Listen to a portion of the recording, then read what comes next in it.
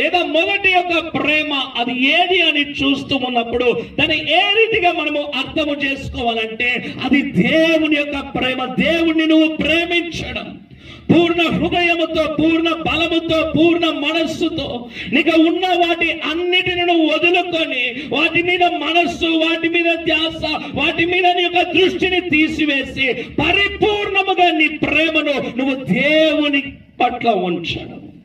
హల్లెలూయా.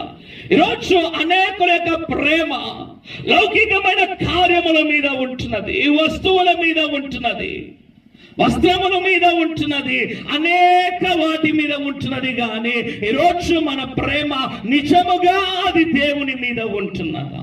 ఆలోచించుదాం.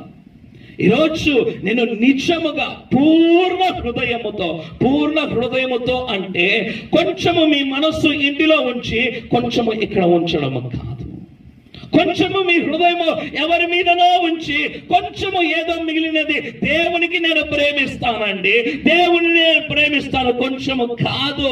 అది పూర్ణ హృదయముగా ఉండాలి, పూర్ణ బలముగా ఉండాలి, అది నీ పూర్ణ మనస్సుతో అయి ఉండాలి, అది పరిపూర్ణముగా దేవునికి మాత్రమై ఉండాలి. హల్లెలూయా.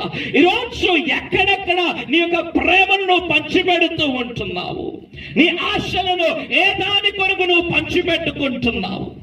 దేవుడు నిన్ను ఎందుకొరకు సృష్టించాడు?